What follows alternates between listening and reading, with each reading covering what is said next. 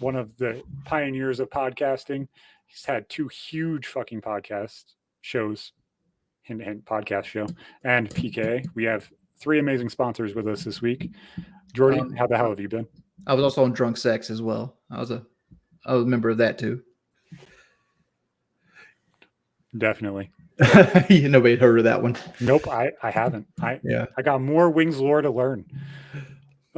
So we've been sitting here bullshitting for like about 20 minutes now, and it's so easy just to bullshit with you. You're one of the most calm and level-headed people that I think are online, which is crazy because so many people portray you as such a negative person. It's funny. It's funny that you can just sit here and have a conversation with somebody that's just so level-headed. Feels great. Well, a lot of the things online about me are very biased. Yeah. Like they're set out to fill a narrative. Definitely. Out to fill a narrative. And there's a lot of narrative to fill. And I thought that this question was super, super awesome. I had this question for you for a while. But how did all of the documentaries and stuff, how did that affect you? Did that affect you mentally negatively? Did that push you to try and do better?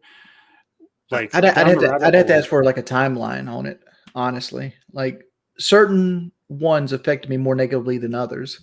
Like the high end stuff, like the Frederick documentary that's got like 1 million views, or like the Down the Rabbit Hole.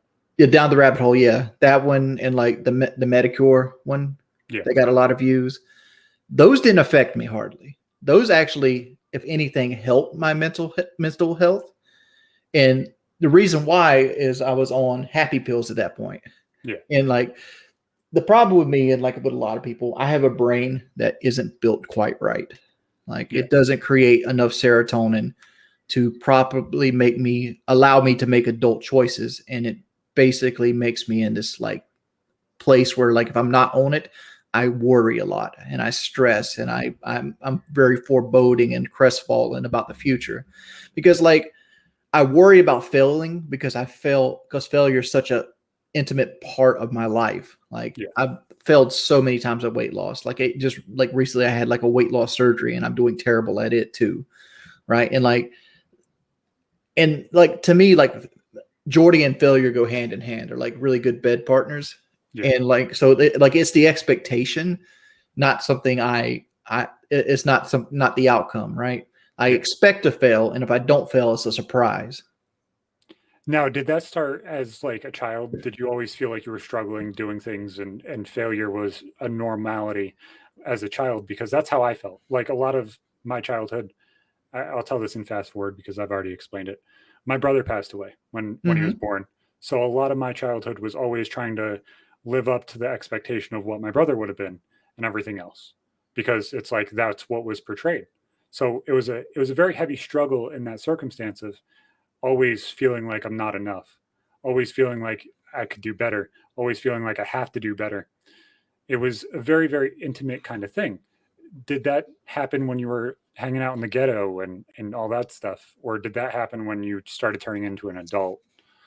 That's a very complex question, honestly, because I didn't have the best upbringing, right? Yeah. Like I was raised by my grandparents, and my mother had me when she was really young. Mine too. Like, I think we're very similar in that aspect. So like I spent a vast majority of like my youth in either housing projects or like really rundown trailers that had like holes in the floor. Yeah. Like I was dirt poor. I'm talking about mayonnaise sandwiches, government blocks of cheese poor. Mm-hmm. And so like I had to go to school overweight with like shoes that talk to you, like, and like kids don't really have like well, you say I'm a big man child because I have the same problem, but kids don't have filter. So when you're stuck in like 4th grade and like somebody's got a new pair of Reeboks and you got the same no boundary shoes on that you had on last year, people get cruel, right? Especially young children. So like, I think that had a lot more influence. So like, did I expect to fail? Yeah, I kind of did. I mean, like the only thing I was really good at was like sports. And I think I told this story before, but I'll tell it again. Like I always pinpoint the time I started getting fat based around failure, because it was fifth grade. And I was the best person in the class in everything. I was the best kickballer, the best runner. I'm dominating all the other fifth graders. And then we had an exchange student come in. His name was Brian Boyd. Brian was bigger, faster, and stronger than me. There's always that one kid. Yeah, he was better at everything. And this comes into how I didn't have a really good upraising, because my grandparents didn't really have education, and my mother wasn't ready for a child at the time that she got me, right? So I wanted to be big, faster, and stronger, but I learned if you eat all your food, you grow up stronger. Yeah. And I just started eating more, and I picked the wrong foods, and I wasn't ever told no. Like instead of, eating all my vegetables and peas and, at dinner and stuff like that, I'd do that. Plus I'd eat a bowl of cereal, which is full of sugar and milk. And then I do it again and do it again until you develop a habit. And the kid doesn't know they're developing a habit. They just know they want something. I remember at like 12 years old, people would think it was funny to put pizza in front of me because although I look skinny, I eat a shit ton. And my mom went out and bought 3 party pizzas. And she's like, Zach, eat as much as you want. Eat until you're full, because I didn't eat every night. There were nights where I would skip eating because I would want them to eat and make sure that my parents ate. So they splurged on pizza one night, and I was like, okay, I'm going to eat. I ate a party pizza and a half by myself. And a party pizza is the big ass one that's cut. The 24-incher. Yeah, the big ass one. I had a party pizza and a half by myself, and everybody just started laughing and made it into a joke and a story. And it's like, why the fuck is that the joke in the story? I bet there's a lot of alcoholism that starts the same way. Yeah, exactly. It just turns everybody into a joke and a story, and everything's okay. It's like, did you see how much Brad drunk last night? Yeah, he fucking killed it. Now Brad's getting high fives and shit for his alcoholism. Exactly. When you're really causing a lifelong condition. And like, I remember so many times that it was just struggling with, sometimes I have food and sometimes I don't. Sometimes I'm able to get breakfast and lunch and dinner, and then sometimes I get nothing. And there's just cheering when I eat a shit ton. So I'm just going to eat a shit ton whenever the fuck I feel like it. That sounds like a creation of an eating disorder. It probably is some sort of eating disorder. Well, I'm just talking like I'm not trying to say I don't know anything about you, but like I know like people with like bulimia, like they'll want to eat and then they'll almost binge eat, and then as soon as they get done binge eating, they'll do like purge. Yeah, they'll induce vomiting and stuff like that. Yeah, there's a lot of that, but I'd never force myself to throw up. I just eat a shit ton. You remember how Kyle used to explain his like crash diets without like intentionally doing them? It just fucking happened. Yeah. That's very similar to me. So I'll eat a shit ton for like a month, and then I just won't feel like eating, and it happens, and then it happens the next month where I'm fucking starving again, or it happens weekly, and it's interesting. It's interesting because I haven't seen very many people like me. Kyle's the first one that I've actually read and seen people actually describe it the same way. Yeah, I figured. You got some questions for me? Yeah, I got some questions, brother.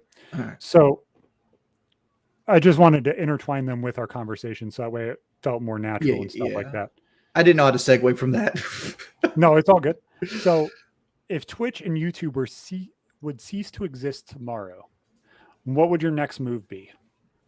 I mean, like I'm gonna be very vague for this because of my following, because like I don't want, because like here's the thing, right? Even if YouTube and Twitch got nuked off the planet right now and I had to go seek income outside of the internet, my troll would still follow me. Yeah. And you would have to go to a different place, change your name, and then you might be able to be okay. No, right now, not Kitty. Come on. Sorry. It's all good. Be yourself, man. That's all that matters. I'd most likely go into something clerical right at this point, because this is more about my own personal meaning, because I used to work in a factory at a steel mill. And as I've gotten older, I've realized that selling your labor for money isn't worth it for the most part, because like you grow up to be an old man with crooked fingers and a bad back, and you might not be any better along than anybody else. Yeah. I mean, to say that we don't need people to build houses and things like that. We do. I just feel like a lot of them are underappreciated. Oh, definitely. And, but they most likely go into the clerical field.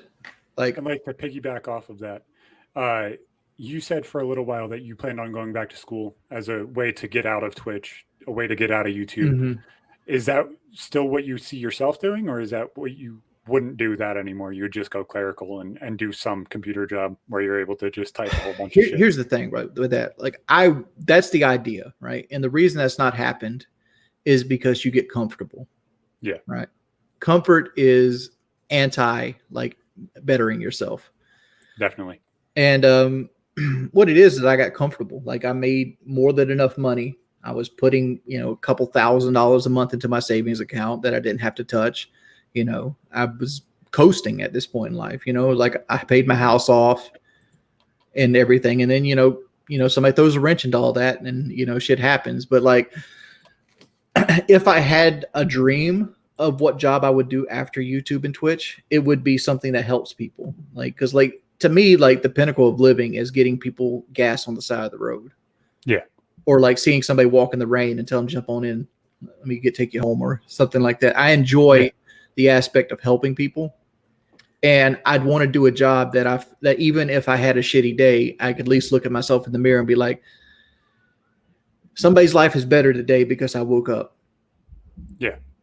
And like, I feel like that's more important than the money aspect, because like money's nice, but do I have the desire to be like an Instagram, like, guru that has like a stack of money like this and like a Lamborghini? There's nothing about that life that appeals to me. Like, I just want enough money to like, be okay, be okay, have a car, if I want to go to a steak dinner, I can go to a steak dinner, that kind of deal. Exactly. And that's why I started the show, was like, I wanted to be able to articulate myself and help people, whether it's having Wings come on and tell his stories, or have one of my friends from high school come on and we sit here and bullshit about what happened in high school. I wanted to be able to actually articulate myself and help the people that I felt like I could help, because there's a lot of people that had our situations like yours or like mine as a child, where they struggled, where they were in families that really weren't put together. They didn't have a dad, they didn't have a mom, they didn't have anybody, and they really didn't have anybody to lean on. I always looked for other people to like lean on in those situations. So now I'm trying to do this and make it so way other people can lean on me. I don't want to hijack your show here, but I want to talk about something that you just said. Like I was scrolling through my Facebook feed today, and I looked and I see my father's Facebook profile.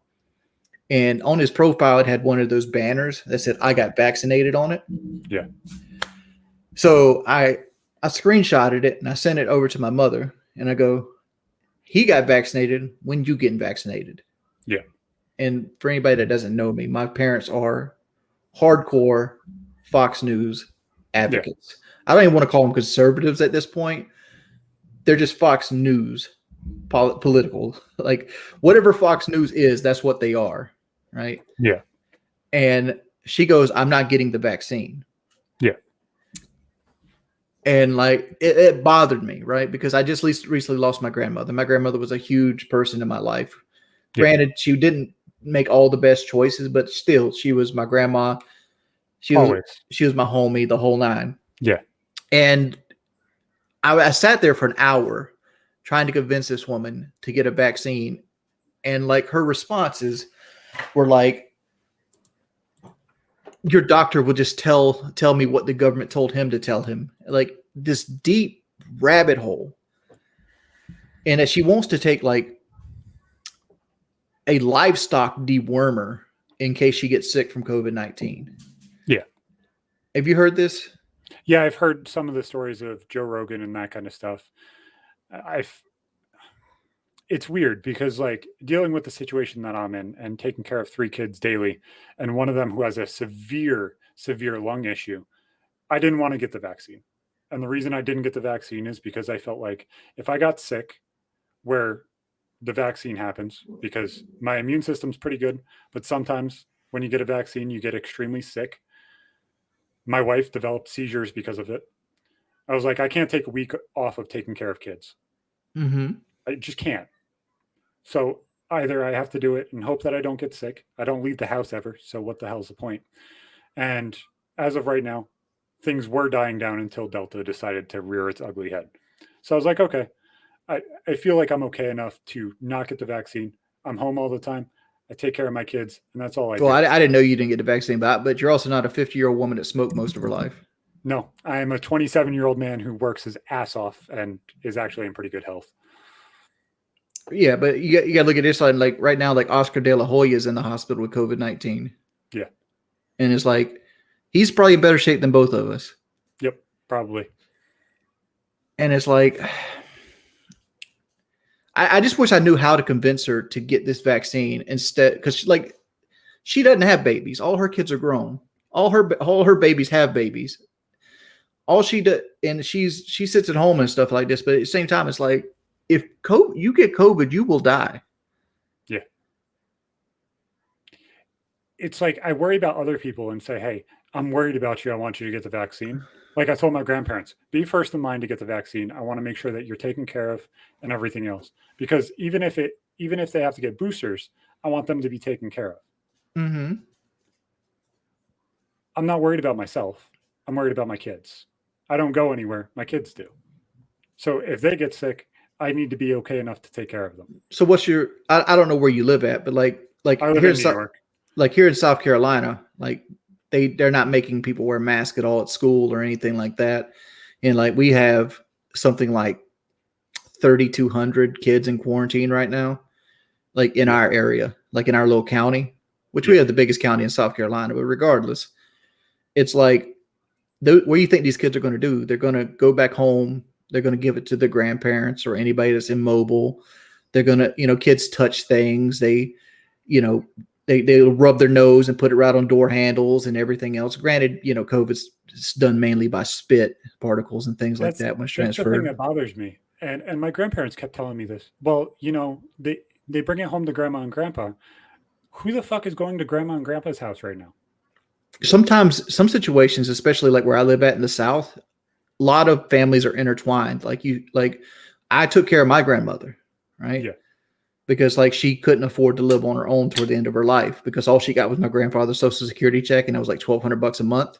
Yeah. $1,200 a month ain't gonna let you put car insurance on a car, gas, lights, and and everything else, and rent. So you kind of like, I feel like the idea is like you live in a house with your wife and your kids and everything else, but I don't think that idea works in the modern economy. Like you see more people living together. Like you have a grandma that lives in the side room much more than a house down the street, because she either did a reverse mortgage on her house or she sold her house outright to pay for her medicine. It's just the world we live in. Yeah, exactly. And it's such a weird dynamic. And I tried to get that across to them. It's like, in the grand scheme of things, either grandparents are living with them or they're not around them at all. Mm-hmm. You're seeing everybody through FaceTime.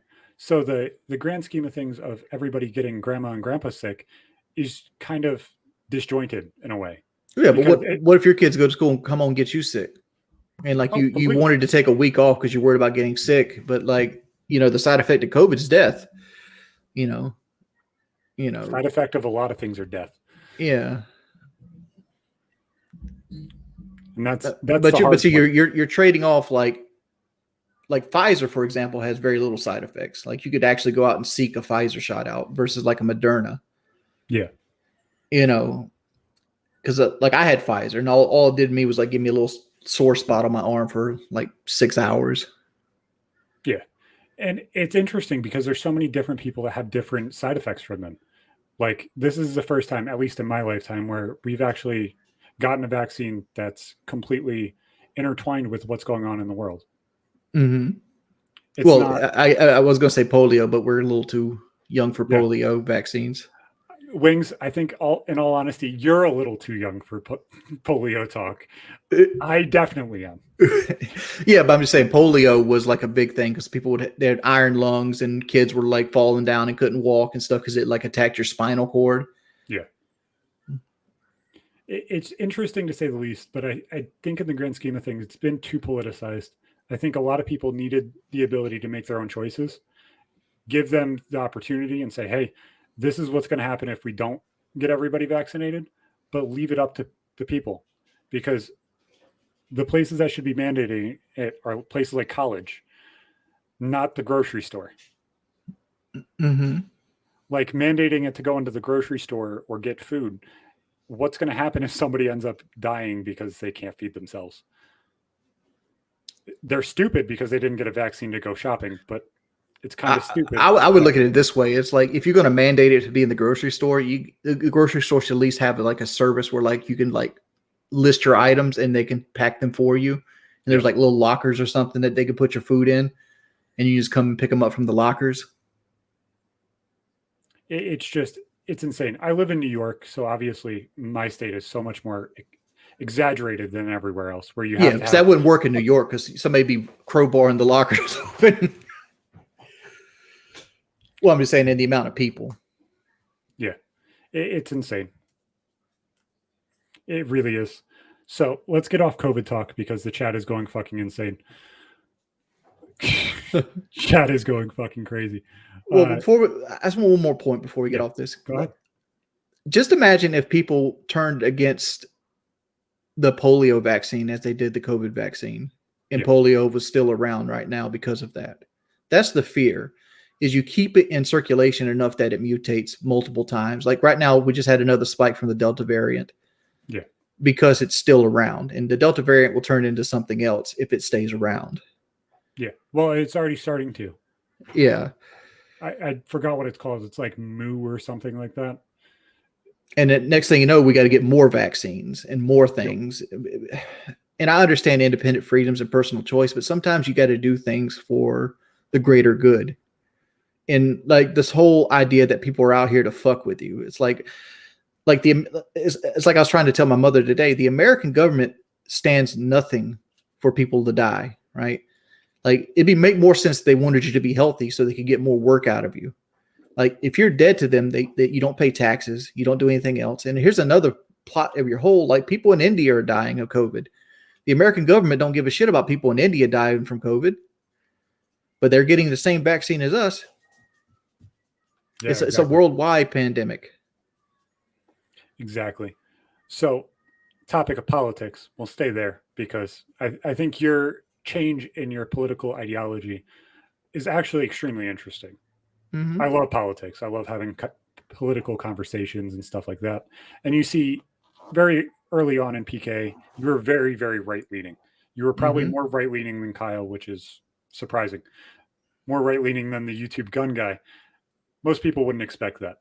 So going from right-leaning podcast host to very, very left-leaning, at least it seems, YouTube and Twitch streamer, how did that change happen? Exposure to worldly events. Like when I first got into YouTube, my whole upbringing was poor Southern male that lives in the Bible Belt. I grew up in a Southern Baptist church until I was like 14 years old. My main source of like political, like for the most part, I wasn't political. Like in high school, I couldn't tell you what a Republican or Democrat was. Yeah.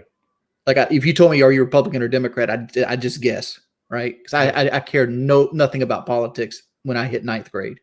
Yeah. Right. And then 2001 happened. And that was the 9/11 thing with Bush and the Iraq War. And I started learning what a Republican and a Democrat was. But at the time, I wasn't worldly at all. Some would say, even to this day, I'm not worldly, but I was very not worldly then. And I'm like, well, these people attacked us. Let's go fuck them up. Yeah. You know, and I got behind it because I liked guns because I was Southern.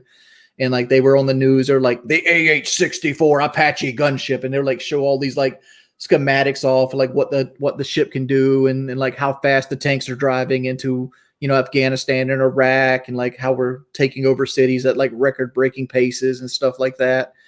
And I was all about it. I was like, yeah, gun ho, let's go shoot some guns now. And then you get out of high school and like I decided to go straight into the work field. Yeah. I went and got a job at a metal place.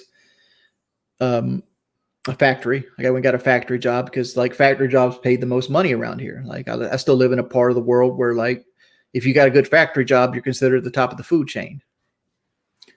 So I worked there for a while, and the factory job I worked at had Fox News on the break room, and you weren't allowed to turn the TV. And like every person I worked with was like a 50-year-old man that's been, Republican all of his life. So like I kind of adapted everything they did because I wanted to fit in with them because I was still a kid. I was still kind of Republican leaning coming out of high school. And if I would have stayed in that job until I retired, I probably have been a Republican to this day. But what actually made the change was once I started getting into YouTube and talking to people from everywhere else in the world. Yeah. Right. Like instead of like hearing like a 50-year-old man that lives in the deep South's opinion on like what a British man thinks about his healthcare system, I actually got to talk to a British man about his healthcare system. Yeah, definitely. And I was exposed to different opinions. I was exposed to different people, and I met a lot of people. Like one of the most influential people I've ever met in my life was a guy I had on the podcast show called Eddie the Chump. And I appreciate Eddie the Chump to this day. Like it makes me cry thinking about it because like I was in such a bad space when I was on the podcast show. Yeah. And Eddie believed in me when I didn't believe in myself. And I can probably say this because he's pretty open about it, but Eddie's a recovering drug addict. Yeah. Like he used to do film editing in like London and things like that. And he had a really bad drug addiction, and like he changed his whole life around. And like he's a classic success story. And Eddie believed in me when I didn't believe in myself and kept me motivated and kept me doing stuff and being creative and not just fizzling out like a bad fart. And talking to people like Eddie and talking to like people like, a Total Biscuit and some other like prominent YouTubers at the time. Yeah. That, it's like, I kind of see your point. And like they'd list stuff. And then, I was also starting to become atheist coming out of high school as well. Yeah. And that's a whole different story. Like my great grandmother used to do like little like scare tactics on me to try to get me to go to church. Like, the rapture is coming, the year 2000, Jesus is coming back to take all his children, and the year 2000 comes around and nothing happens. Computers didn't rise up and nothing happened. And it's like, and that made me start questioning religion. It's like, well, that's not real. What else isn't? Yeah. And then the internet also happened. Like you start following like the internet atheists, which, internet atheists are more right leaning for the most part, but it kind of opens you up and like sends you down guides. And like, as I've gotten older and as I've talked to more people and as I've seen more people, cause like another thing I do is I do like soup kitchens. And like me and my wife, we go out and Zaxby's, I know I'm just going to make fun of this, but Zaxby's does like a help the elderly thing every Christmas. Yeah. Where like you go out and you buy gifts and you put them under the tree and you get your own elderly person. And like, we do this kind of stuff and like, just like community outreach things like in free time and like dealing with people that are in a worse position in life that you're currently at. You see where things are flawed and you kind of can see like how you're like driven to a narrative to hate people. Yeah. Because like, the whole us versus them mentality, in my opinion, needs to die because like the quickest way to like defeat a group of people is to segment them, separate them by opinions, ideas, color, creed, ideology, whatever you want to segment them by. As long as you separate them, they're easier to conquer. Exactly. And that's why I've slowly went from like a Republican guy to a guy that's an advocate for universal health care because like, I live in a first world country, but I had to go to another country to get a major surgery done. Yeah. Because it's almost impossible to pay for elective surgeries here in the United States without insurance. And insurance in itself, this is real political here too, but insurance in itself, I look at it as like a form of slavery. Not as bad as slavery, but a form of it, right? I'm not going to try to say like, people are having, feeding masks put on or there's suicide nets on boats and things, but if you have a disease, right, and that disease is really bad and really expensive, let's say you have like some form of, I don't know, pick something that you could still work with, but it costs a lot of money, like your medication. Like like something's wrong with your thyroid, Yep. diabetes. You can't go work at Publix. You can't, if you wanted to, if your passion was to draw, you can't take a risk on yourself and like try to draw pictures or make art or anything like that because it doesn't come with insurance, right? Yep. And you can't guarantee you're going to make money to pay for insurance third party. And even if you are able to get insurance third party, it's the price of it's going to price you out completely because you're not going to be making enough on your whatever profession you decide to make. Yeah, because like currently I have hospital insurance. My wife works at a hospital. Mm-hmm. And even then, it's got a $1,500 deductible every 6 months. Yep. Like it's not even once a year; it's every 6 months. Like so, the first $1,500 I spend, like for example, like my wife had carpal tunnel surgery. Yep. The first $1,500 of that surgery, I had to come out of pocket on. You know. Yeah, I was really lucky for my surgery. I know you don't know Wings, but about 2 years ago, I had neck surgery. Which is why I'm home, which is why I'm doing the things that I'm doing, which is why Twitch is growing, which is why my podcast is growing. I had neck surgery, $45,000. And if it wasn't covered by fucking workers' comp insurance, I would have been fucked. Because then I had workers' comp insurance, unemployment paying me. I couldn't have made it. Well, you could have made it, but it would have fucked your whole life up. Like it would have messed your credit up. You'd had this whole bill that's held over your head until they decide to write it off. And like you wouldn't be able to get a house. You wouldn't be able to get any kind of decent transportation. You know, if you had to get something on credit, you never would be able to do it because you got sick. Yeah. Right. And a lot of people look at things like this, like, well, I'm young, I'm healthy, I'm not going to get sick, but you can't predict a car wreck. Nope. Like that's why you have car insurance. Well, not even car insurance, but like, because car insurance, like somebody could hit you and like break your ribs, have your brain swelling, your broken arm, you're in a coma for like 2 weeks. You could easily go over what car insurance is, what, $300,000 at the top end. Yeah, you could easily go over that in a nasty wreck. And that's a crazy thing is like there's so many people that are going through and dealing with health insurance problems or health problems that just never are able to take care of it. Like I understood your want to get the surgery in Mexico because of the price and everything else. Well, also I had to factor in I had to pay for aftercare and blood work. Yeah, because if I spent all the money, because I had $25,000, I was graciously donated to do this. If I spent all of it just getting the surgery in Conway, South Carolina, the blood work was $1,400 every 4 months without insurance. And like, not to sound like a smart ass, but how much different is Conway, South Carolina than a major city in Mexico? Like I could even say that about it's drastically different because like the doctor here in Conway, he's an Iranian doctor. He'd only done around 500 of them at the time. And you had to be under 400 pounds or he wouldn't work on you. Yeah. Dr. Garcia, just put it this way. He did 38 the 2 days I was there. Yeah. Like it was a conveyor belt, but like he's done thousands of them. I'm just saying like, it's not necessarily a third world country kind of ideal. It's more equal than that. Right. It's way more equal than that. Because like if you closed your eyes and I put you in Tijuana, you think it's San Diego. Yeah. Like it looks exactly like San Diego in almost every aspect. Yeah. And that's the crazy thing that I don't think a lot of people took into consideration when they were talking about your surgery and that kind of stuff, is it wasn't necessarily, hey, I'm going to a third world country. I'm going to it right over the border where they just do surgery a different way and it costs differently. Mm-hmm. Well, the cost of living is different. Yeah. So like the American dollar goes a lot further down there. Yeah. Exactly. And a lot of people go down there for dental work. A lot. I guarantee you, I drove from the hotel, which I stayed at a Marriott to kind of put you this third world country into perspective. From the Marriott to the border, I bet you there was 8 dentist offices I passed. Well, after seeing Boogie's teeth, I don't think U.S. dentistry is there yet. So got to find a different place to go to the dentist. I don't think Boogie's teeth is that bad. Like he got new ones. I think he had the really low. He would have. He had the really long ones to begin with, and he got shorter implants. I haven't seen the new ones, but I think in the grand scheme of things, Does he look better than what he would have if he never got them done? Yes. Yes. But I don't think, I personally would be like, I want those. I don't want to look like Steve Harvey.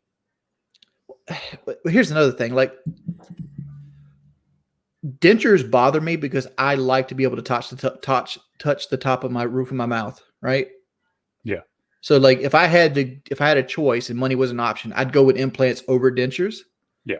For that simple reason, because I'm so used to being able my tongue to touch the top of my mouth and food like peanut butter and stuff getting stuck to it. I don't think he looks bad. I think it's more of like it's like for this, for example, like I look different without my glasses on.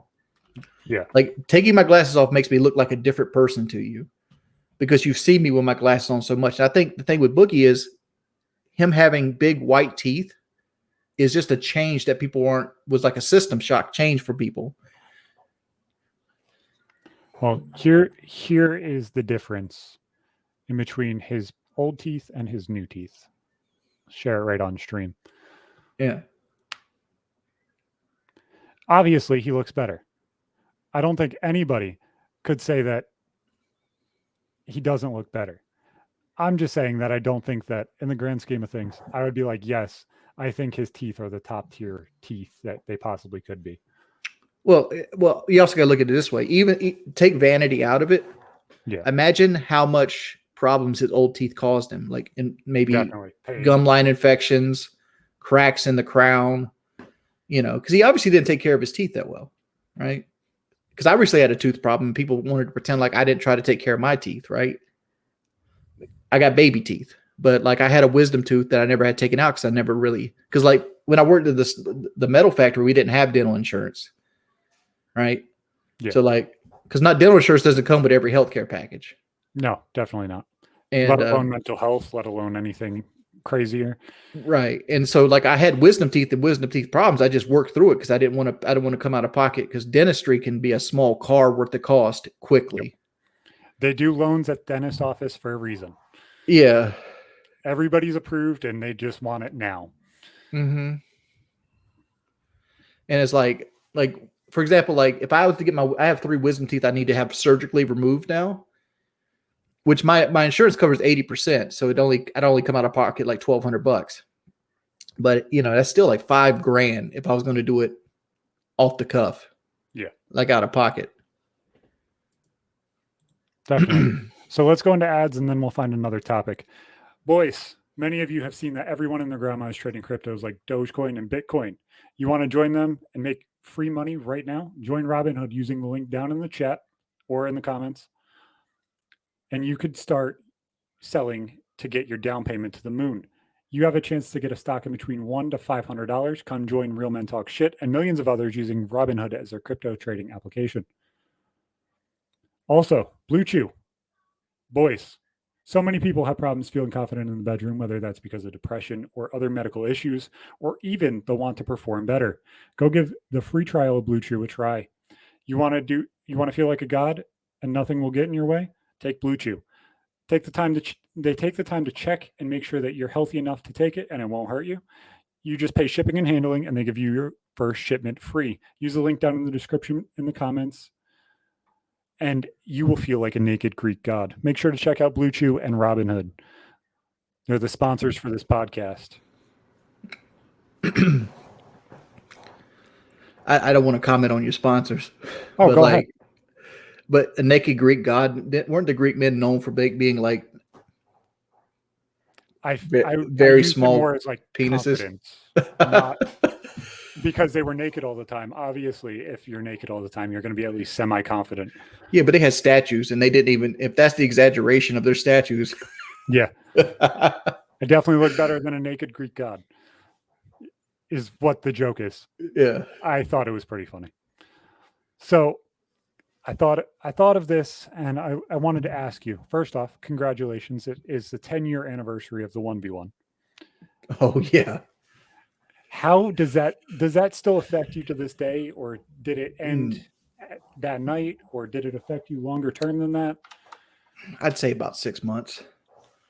Like it didn't affect me mentally for 6 months, but like I had a downward trend in like subscribers for 6 months. Yeah. like looking back, would I do it differently? Yeah, obviously I would. But like, I don't know. One of the things that people don't get to see that I watched like PK during the time is like there's a whole like background thing. Like the guest comes on, you talk behind the scenes and things like that. And I didn't like the vibe of him, right? And granted, I came out being right that he was a shitbag, but granted, let me clarify that. Calling out Syndicate again, Wings. He's done some nefarious things since the 1v1 that some people would find unsavory. Shitbag might be a little too hard of a saying. Like to me, like real men talk shit, and I think that's shit being talked. Yeah, it's like that's the honest way to say it. I completely understand. But like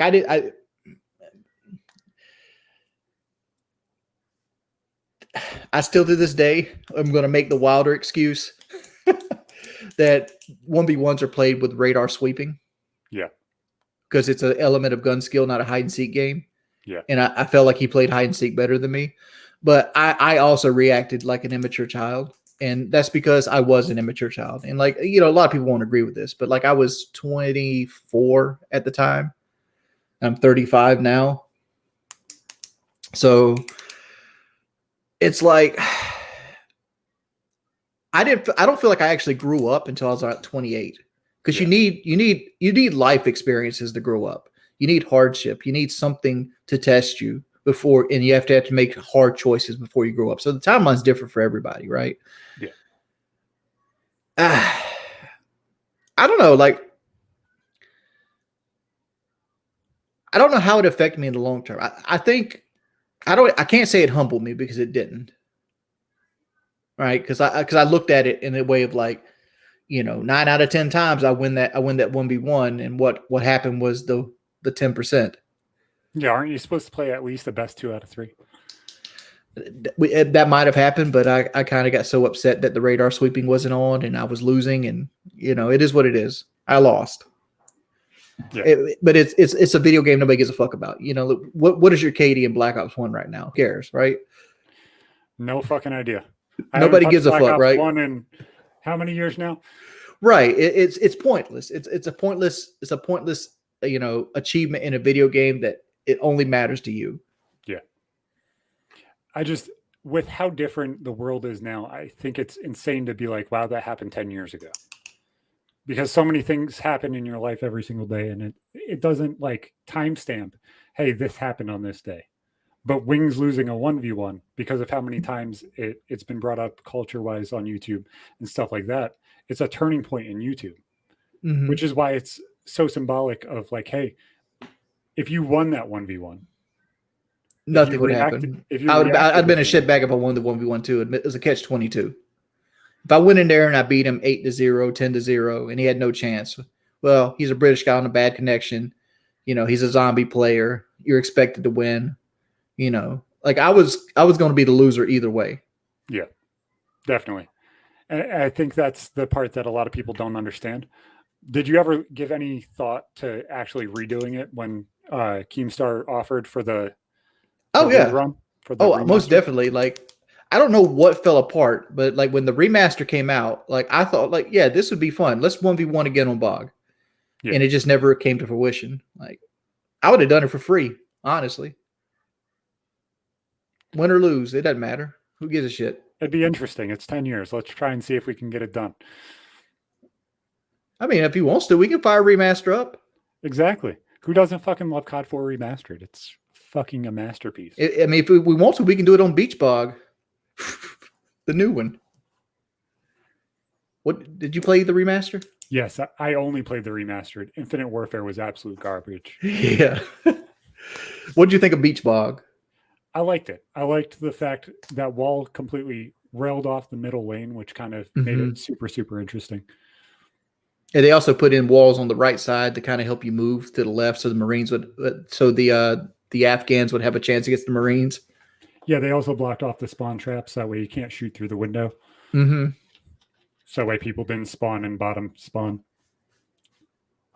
It's interesting how maps change. It was like I play a lot of Rainbow Six, and like I don't think there's a map on the game that's still the same as when the game launched because of what they learned about how people play and how the game works. I wish they did that in COD. I really do. Like have the basic layout the same, but like move the set pieces like cars, garbage cans, dumpsters, and all that stuff, and just super interesting movement of that kind of stuff. Yeah, if there's something that's obviously too powerful of a PowerPoint, you fix it. Yep. Like what would playing vacant and you turn all the shipping containers sideways? How would that play differently? It might play better. I think vacant would play better. I think vacant would play better if there was like a ramp going into the back of like that little warehouse hangar off to the little side area with the shed. Yeah. There's the loading bay and there's like a truck, a loading bay, and then it goes into like the offices.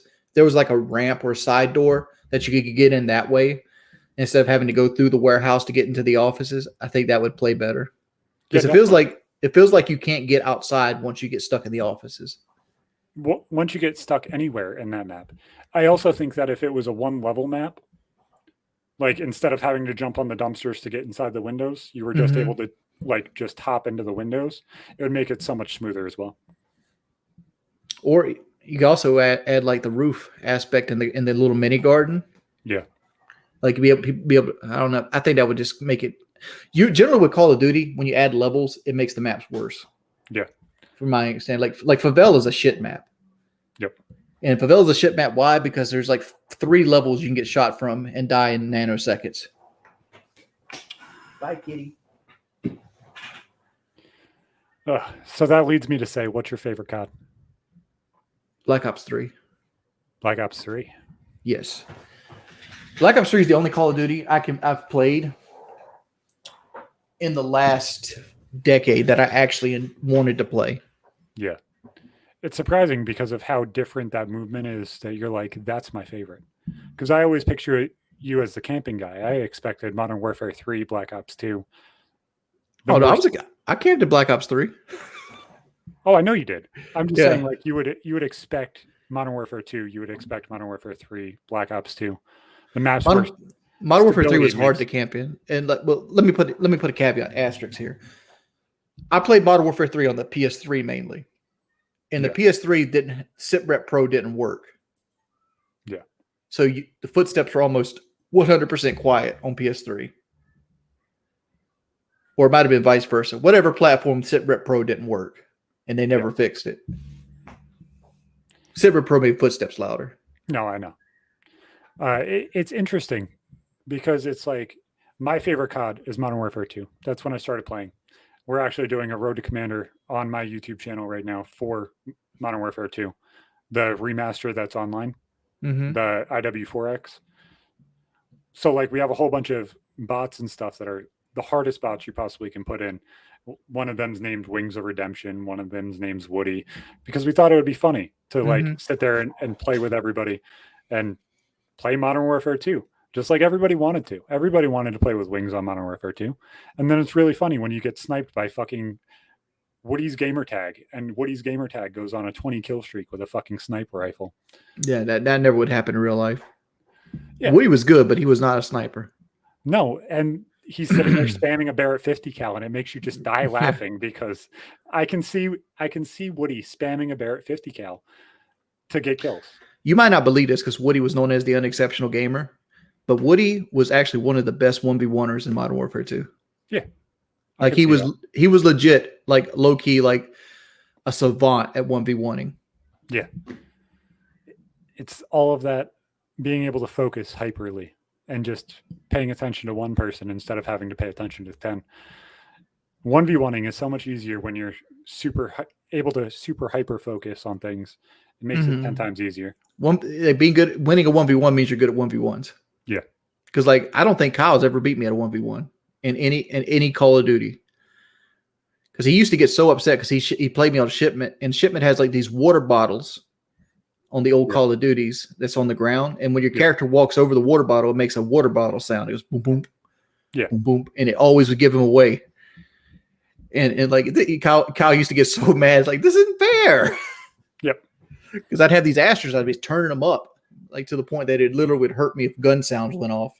Yeah, that's you why, got to make sure that gun doesn't go off because I don't want to hear it. dude, that shotguns, I used to go like this because I'd have my headset so loud and somebody shoots you in the back with a shotgun. It legitimately scares you because it's like a big pow. Exactly. It's funny. So a lot of people think that you have peaks on YouTube and on Twitch and stuff like that. Most likely, yeah. Do you feel like you can peak again? Do I think I can make a resurgence? Yeah. I've absolutely 100%. Will I? Again, I always err on the side of failure. I don't expect to peak again, but I feel like I have something that might work in the future, and I'm gonna throw that shit at the wall and see if it sticks. Do you feel like leaning into the character, like Blame Truth said, and playing it like a WWE character and trying to become like an exaggerated version of yourself would work with all the memes and all that stuff? No, I'm not going to do that for mental health reasons. People ask, so why don't you play into the trolling? Because if you play into the trolling, some people believe it. I don't know if you ever visit any of the subreddits or anything like that or troll videos, but there's some people out there that legitimately hate me. They legitimately feel like I'm this like wife abusing, animal abusing, pedophile that, you know, his whole day is to wake up and be like, I want to steal as much money from my viewers as humanly possible and never give them anything back. Right. Yeah. There's people that believe that's who I am as a person. Right. And, you know, like everything has elements of truth into them. Like, obviously I stream for money, right? Exactly. I stream to pay bills, but you know, I'm not dark side Phil on this shit. Like, I don't have like, you know, begathons. I hate to use the term begathon because that's like a troll statement, but I don't sit here and just constantly expect, you know, donations, subs, views. Right. And like, there's been times I've asked for them, but like, that's a lot of that was mainly when I wasn't on medication. Like I was in need of being on medication. I wasn't. Like, that's why you see most of the clips that you see either come from early on in Painkiller Already. Yeah. When I was more Republican, I was more outlandish, and obviously on Painkiller Already, I was playing a shock jock. Yeah. Because I don't know if you know this, but when me and Kyle created PKA, we based it off of Opie and Anthony. Yeah, and Stern and that kind of era of radio, and the shock jocks, more exaggerated kind of. We're going to talk about sex, and we're going to have some fun, and we're going to bullshit, and it's going to be a fun time. Yeah, because I pitched it to Woody. I'm like, Woody, we should do this because it would give fans a sense of what it would be like to hang out with us, and it would make us closer to our fans. Exactly. Because, you know, and that's why we started PKA for. It's like, so we want to get eyes. We want to talk about things that people are going to actually talk about, you know, because if you create a conversation, people will be like, well, here's PKA. We'll share this. This is what they said about this topic. What do you think about this topic? Exactly. You know, get things to make people to share. And that's where you get situations where, like we talked about, like one of the big troll things lately is, like I said, I don't know, fucking 12 years ago, that child porn should be cut off at 12, right? And the reason you say that is, one, you want to be shocky, right? You want people to be like, look what he just fucking said.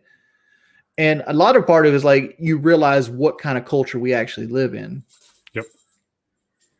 And a lot of it still happens. You have Kyle even saying this week that you should be allowed to have sex with 16-year-olds because they're essentially adults. And in some states, yes, legal. In some states, it's not. Well, yeah, some states it's legal, some states it's not. Like in South Carolina, like, I mean, that's 100% good to go. Yep. Because 16 is age of consent in South Carolina. But that again, different strokes for different folks, right? Yeah. Like, I didn't feel like I was an adult till I was 28. How does a 16-year-old feel like they're an adult? Because the problem with having sex at 16 is that there's consequences to sex that you might not be ready for. No, I had sex at 14, so I completely understand. Yeah, like babies. There's I had disease. One of those at 17 and 19. Right. And like that, those are life-changing events in life, right? Yeah. Life-changing. Like everything you thought you were going to do, nah, pimp, your baby just shit up his back.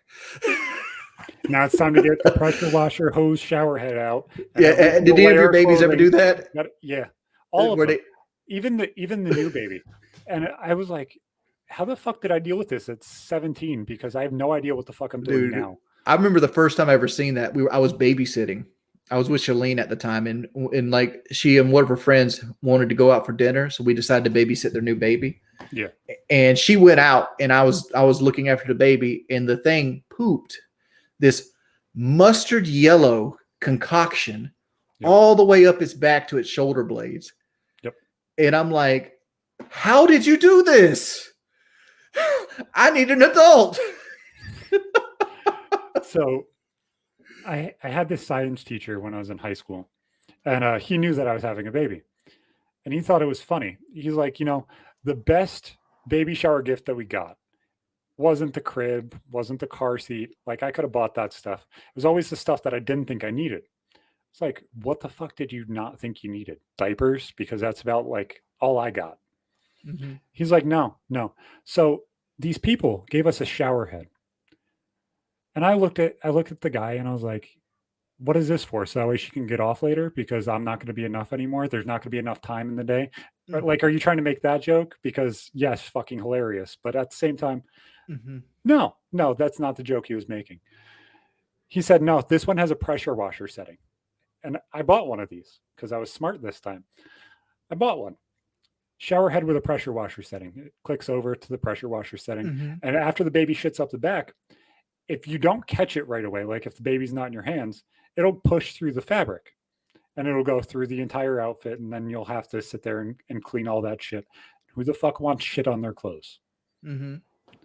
So as you take it off, you just spray the baby down each layer, take all the shit off the fucking clothes. It's the only way to clean a baby is just completely spray it down with a pressure washer shower head. You should see what I had to do. Like I have one of those big sinks in my laundry room that's designed for like soaking things in. Yeah. I put the baby in there and sat it in there and like washed it off with a rag. Yep. And you have all that poopy water and stuff. Like it was the worst way to do it. Yep. And then if you have a girl, then that girl's going to have an infection like no other. Mm-hmm. Oh, so bad. So fucking bad. I love my kids. I promise. I love my kids. That's the point. It's like there's some hardcore life consequences that can happen at sex at 16. But like at the same time, like I'm not an advocate for abstinence either. Yep. Because I feel like if you restrict somebody from doing something instead of educating them on it, they're just going to do it behind your back without education. And the only way to educate yourself on sex, and this is the most retarded thing that I possibly could say, is to have fucking sex. Right. But at the same time, it's exaggerated. If you sit there and ask your friends, they're always going to tell you that it's better than what it really is. And porn also makes you feel inadequate. Yeah. This is going to go in a troll video, but who gives a shit? I went for the longest time thinking I had a small penis. Until I started having sex with women. Yeah. Cause like I'm about 6 inches showing, but I'm really like 7 inches if you peel the fat back. Yeah. And like that's above average. You got the thick six. Yeah. See, I'm an old school PKA head. Right. And it's like I thought I had a small penis forever because every time you look at porn, they have like this 10-inch like ruler like penis. And like, this is not normal. This is the exception. Yeah. Jack's saying it's like, oh, I got that 10-inch ruler type penis. No, I have no feeling in my hand, so I'm trying to get feeling back. Yeah. But like porn hurts a guy's self-esteem 100%. No, that's why you get Blue Chew, so you have all of the confidence in the bedroom. Speaking of like erectile dysfunction medicine, like one thing I learned. And I learned this from like a couple, because I was actually friends with a couple porn stars, Aria Aspen and Lisa Sparks. And dudes on the porn set will actually have to like take like a syringe and inject like medicine like Blue Chew has in it into their penis to get it hard. Yep. Caverjack. I just listened to the Aria Aspen episode a month ago. Yeah. And it's like, apparently porn sets stink. Yeah, I could. I could definitely see that. Yeah. Like, just imagine being that dude. Like, you screw for a living. Like, everybody thinks like a male porn star is the best, but like, you've so desensitized from having sex so often that you have to use these products to get an erection that lasts like a shoot, that you actually literally have to inject your. And it's also the most exaggerated form of sex too. So like, how de-incentivized are you to have sex when you go home? Like, oh, you talking about like as a porn star? Yeah. Yeah. Like, how the fuck does that work? Like, how do you go home and like, yes, I want to fuck you too. Yes, you want to as a person. Like, I'm sure that chemical's still there, but you're also going to have I need you screaming upside down and gagging on my balls just for you just to get off. And I can't imagine how much mental gymnastics they have to do in order for them to actually be able to be a functioning person and have kids and that kind of stuff. I feel like I'm dealing with that problem though, because I have low testosterone. Yeah. Like, and I was going to tell you this when we were off the show, because like you were talking about something where like, I forgot what it was, but basically you're putting yourself on somebody else's timeline. And I was like, don't do that. I wanted to tell you, don't do that. Yeah. I forgot what you're talking about. Cause it's like, I deal with this situation in my personal life. Cause like my wife is 37 and she really wants a baby. Yeah. And she hasn't got a baby at this point in her life. And then I learned I have low T, which, a side effect of low T is low sperm count. Yep. And that means I might not be able to have babies. And like, she has other issues with her that, with her body that, so like us actually creating a baby is very low. Yeah. So like, and I have to continually like reinforce the idea, like, having a baby doesn't make you a woman, right? Don't put yourself on somebody else's timeline. Like, no, you can't put yourself on somebody else's timeline. There's so many people that want to just accept what other people do around you as like the basis of what you're going to do and how you're going to react. And every single step of the way, you can't just sit here and wait for other people to interact with what the fuck they're going to do. You can't, because if you do, then you're just following that person and kind of just being their lackey. Well, at the end, it also makes you feel miserable. Yeah. Like if you feel like you should have a house at the age of 26 or 27 and you don't have a house at the age of 27, doesn't make you a failure. It means you don't have a house at 27. Yep. Getting a house at 33 is still a success because there's somebody out there that's living in a cul-de-sac in a tent. Yep.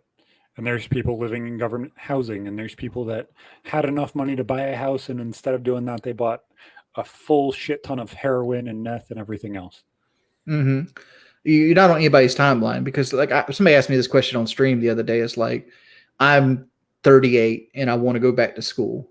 Yeah. Should I go back to school? And my answer was this, like, in 5 years, you're going to be 43. You can be 43 with that degree, or you can be 43 without that degree. How does it impact your life? And is it worth it for you to do? Right. There's no such thing as being too late to the party. Exactly. Like, because like the whole point is like, you can be 48, you can be 43 doing something you love, or you can be 43 in the same situation you're in now. Yeah. So don't follow other people's timeline. I just saw this in the chat. I've been scrolling it, but a lot of it's canceled. They want to ask you, why aren't you dual streaming to both?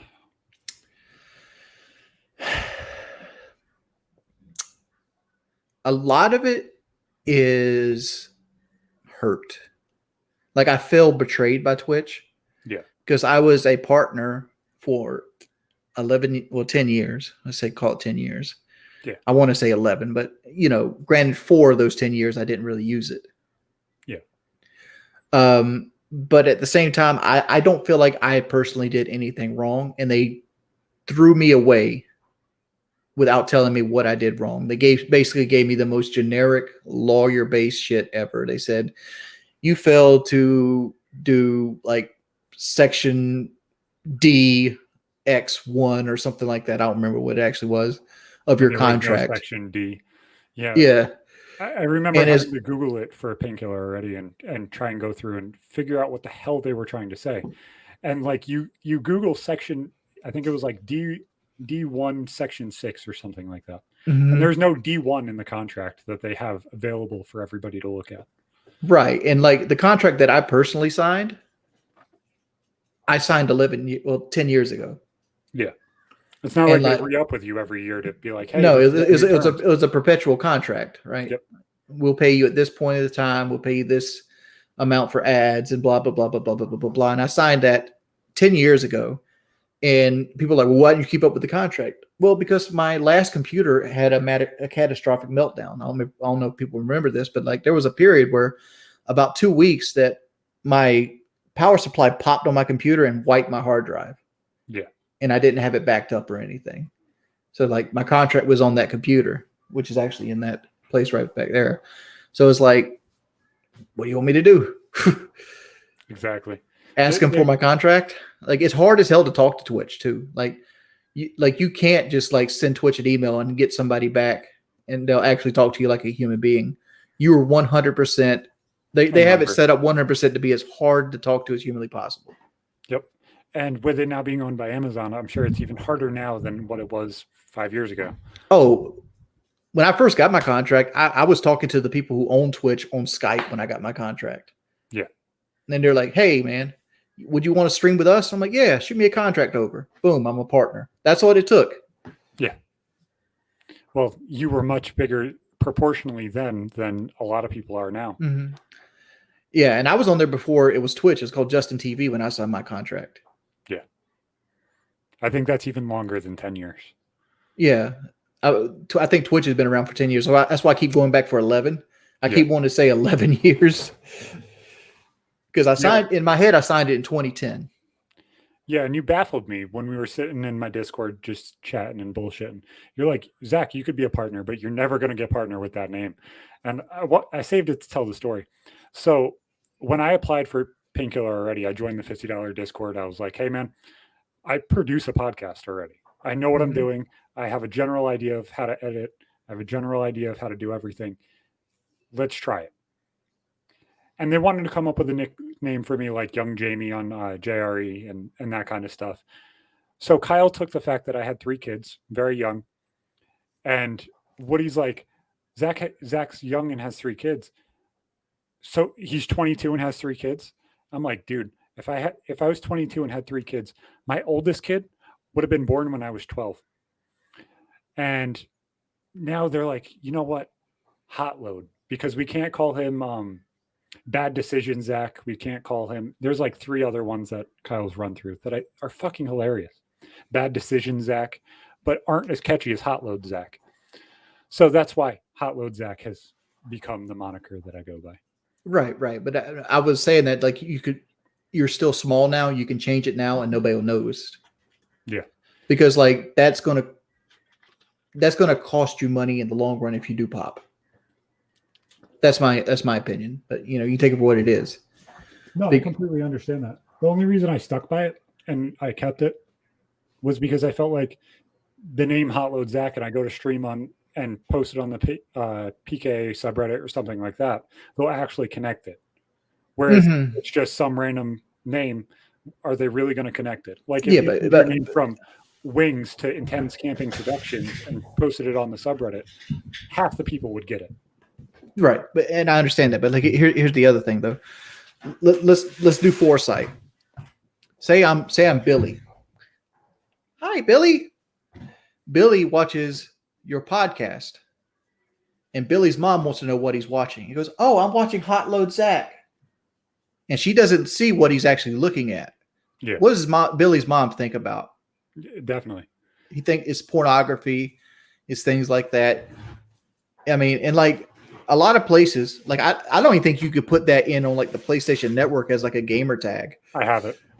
You have it? I have it. Yeah. Well, I just use my original account because it has all my levels and everything already done. Because like, why change? But I squatted it because it's like I should have it because it's mine. Mm-hmm. But even then, like Twitch, PlayStation will sometimes go by and give you like a temp tag, and they'll give you a ban and stuff like that. If somebody complains about it, which I seen it in your eyes, like, well, all these haters in my chat right now, somebody might complain about it. No, It's actually quite calm for what it was before. It's slowly become less smooth brain. They give up. They give up about after an hour. Yeah. And it's a good conversation, so why the fuck am I going to sit here and stop it? I think we're fucking killing it. I understand your point. I completely do. Mm-hmm. But it's like, do I literally put myself in a Lefty situation where I'm called two different things? Lefty has a what was that, an Emmy? Yeah, Lefty has an Emmy now. Yeah. For his work on Made in Virginia. I'm proud of him. Oh, I want to say I pushed him to do that because like I pulled like Lefty hates me now, but I feel like Lefty owes me at least a debt of gratitude. I made that man a lot of money. I kept him relevant, and I pushed him to do something that he is very successful in, and hopefully he's happy with. Yeah. The one time I talked to Chiz, and here I'll say exactly what I said. He insulted my name. He said, Zach spelt with a K. The real way to spell Zach. Zach with an H, you're just fucking weird. And Zach with a C, you're the most retarded person ever, or something similar to that. Mm-hmm. So I came back with his name. I was like, but man, I do have one question. Do you ever think we could get Lefty on again? He's like, I talk to John every single day, but there's no chance in hell we could get fucking Lefty back on the podcast. I was like, come on. Like, we've had reunions with every single fucking previous host except Lefty. Mm-hmm. Lefty. Like, how can there be so much bad blood?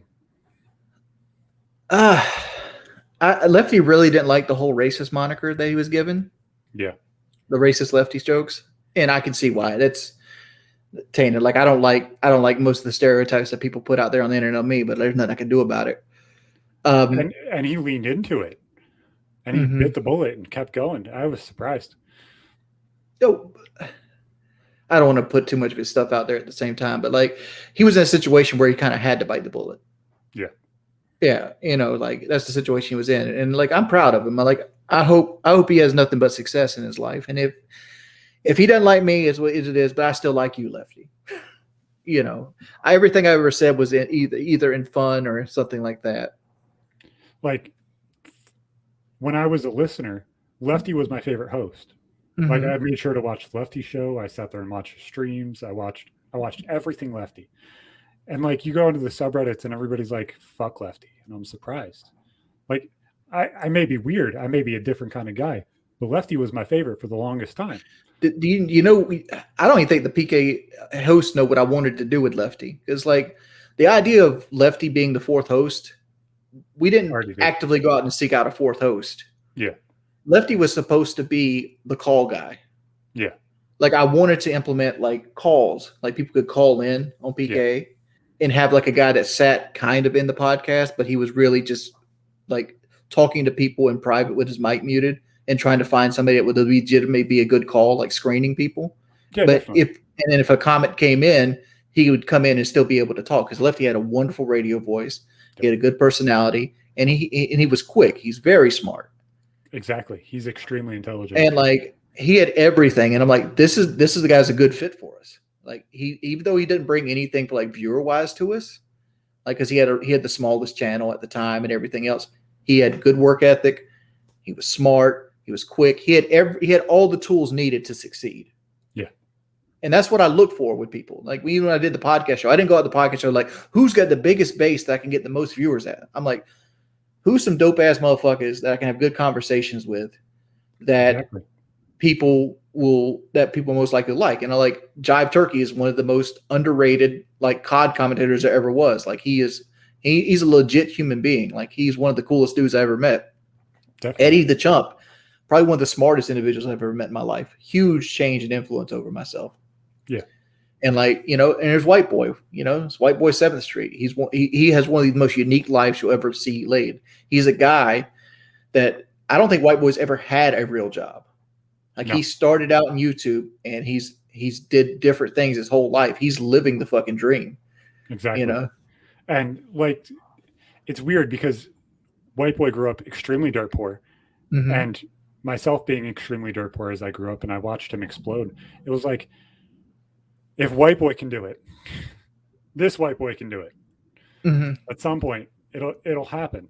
And it's like, it's slowly starting to. And it's the weirdest feeling in the world to just watch something go. You might not know this, but Alex is really, really fucking smart with like marketing himself, though. Like he is low key great at it. Yeah. And he was surrounded by some of the best people in the industry as well. He was friends with Kyle. He was friends with you. And when you have those people around you that are also marketing geniuses and understand what is going on and what's happening, it's not very hard to just fall into what you want to fall into. Preach that point home. That like, if there's any young men, even the people in the comments hating right now, this point that's being made right here is one of the points that will change your life. Dress for the job you want, not the job you have. Like, put yourself around people that are successful. If you want to succeed, find people that are doing what you're doing successfully and be around them. If you think that they're cool and they're hanging out, that's the place you need to be to thrive. Because if you hang around drug addicts, you'll be a drug addict. You hang around bankers, you'll be a banker. The people that you associate yourself with affects your life so much more than actually comes off in everyday life. I don't know how to explain myself here. Help me out here, Zach. Okay, I'll bail you out. So the other day, I had somebody come in and was like, "You're just fishing for a Kyle raid." It's like, I'm not fishing for a Kyle raid. I stream every fucking night. And I went on a rant, and I told him, I said, you know what? I'm going to go on a rant here, and there's no fucking reason for me not to. I stream every single fucking night, regardless if there's one viewer up there, and it's my mom, which has never fucking happened, or there's 500 fucking people up there. It doesn't fucking matter, because it doesn't matter how many viewers there is. It doesn't matter how many people are around me. I'm surrounded by the people you guys want to be surrounded with. I'm surrounded by the people that built this industry. I'm surrounded by people like Wings, Woody, Kyle, and Taylor. I'm surrounded by the people that are still killing the industry, like this week's guests. Like, those are the people you want to surround yourself with. You don't want to surround yourself with Johnny Two Thumbs that goes to get stuck with heroin every single week. You don't want to do that. And it felt so surreal, because it's like, you are the most ignorant person I've ever seen in my life. How can you say that I'm just fishing for a Kyle raid when I work my ass off every single fucking night, regardless of the amount of people that are here? It's crazy. It's crazy, because there's so many people that want to discredit whoever the hell it is just because they're friends with somebody, just because they interact with somebody. And you can't discredit me. I'm sorry. It just doesn't work like that. Yeah, the whole point was associate yourself with positivity, not negativity. Exactly. Because like, people that are succeeding will most likely help you succeed. People that have no ambition will make you have no ambition. And negativity is the biggest driver that will fucking kill you. It will drive whatever you want to do into the fucking ground if you surround yourself with negative people. So I see this in my chat, and I saw this on my comments, on my list of topics and stuff that I wanted to ask. Mm-hmm. What's your biggest regret, YouTube and Twitch wise? Doing it young. I feel like if I did it, if I popped off in my 30s, I'd be a much bigger success than I did that when I was 23. Because I came in from working just a factory job, doing this to bullshit, to having an opportunity put in my lap that could change my whole life forever. Yeah. And like, if I did it right, I could be in a situation right now where I could be like Woody's situation, where I could, like, my whole day is filled like, how much do I want to ride my motorcycle today? Instead of like, you know, do I want to get teeth removed? Do I want to dip into my savings account to get teeth removed? You know what I'm saying? Yeah, exactly. Do I want to go out and buy this because, you know what, fuck it, I can. Mm-hmm. Like, I would love to be in that position. Honestly, I just being completely 110% honest. You want to be in that position. You want to be able to live the life where you don't have to give a fuck about what the hell's going on in the world. You're okay. Yeah, Woody calls that "fuck you" money, but like, I want fuck me money. Fuck me money sounds so much more fun. I don't know. I've always wanted fuck you money too. Not in the case of like stacks, but like, I'm secure enough with what I am that it's like, Jordy, go clean the toilet. Are you telling me? are you asking me? You know. Well, that even falls into the fuck you money. I think this was on PK. It might have been on the podcast show. I'm going to tell it and say that it's mine now, because I'm sure nobody else remembers, because I have an autism for podcasts, I guess. There's a level of money where you're able to drive a car so fast and you get pulled over. And when you get pulled over in the rain and the cop comes up and knocks on the window, you look at him and said, I just wanted to talk to somebody today. Mm-hmm. That's fuck you money. Making the cop get out of his car on a rainy day to come talk to you to see why the fuck you were going so fast. That's fuck you money. And I would like to have that level of money. I mean, I kind of have that level of money, but I haven't had a speeding ticket in 9 years now. And the last time I got a speeding ticket, it wasn't like the first time I ever got a speeding ticket. I'm like, oh, how am I going to pay for this? Because I was working at Domino's, right? And the second time, I've only ever had two. And the second time I got a speeding ticket, I was like, oh, well, it was this $200. Just give me the ticket. Yeah. Yeah. Is that why you don't like police? Is the speeding ticket in the school zone? No. I mean, like, there's issues I have with that situation. And that issues are if pulling me over in that school zone for going 41 in a 35 is enough to warrant you giving me a $180 ticket and 2 points off my license, paint fucking school on the fucking road. Get an actual light that blinks, letting people know to slow down because the school zone's in progress.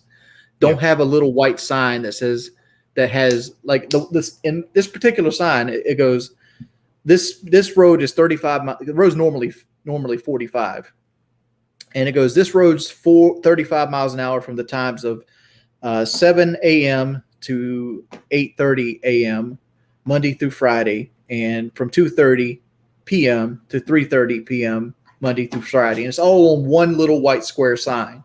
And that's all you got to know if there's a school on there, other than you know that that you know there's a school there, which I do, so I can't claim ignorance. But like if somebody like you were coming to my house and say it was like 3:00 in the afternoon, and you go around this huge curve that's blind, and boom, you're in a school zone. Yep. It's like, and he's sitting right there with his gun, ready to catch you. Yeah, my elementary school is like that too, except they have the road painted completely yellow in stripes. Yeah, this has none of that. This is where the school zone is. And this school smaller sits than what you expect. The school sits probably 2 football fields off of the main road too. Yeah. So it's not like kids are actively near the main road. Now, you brought up the Domino's job, and I remember numerous different stories that you told on PK about the Domino's job. Mm-hmm. Whether that was, what were they? There was some crazy stories, and I don't those were all them offhand. What was that? All those were legit. Why don't you tell some of them? Which one you want to hear? Do you have one that comes to mind that you remember? How many times I've listened to PKA is insane. I've listened to all of the episodes at least 4 times, other than the ones I've edited myself.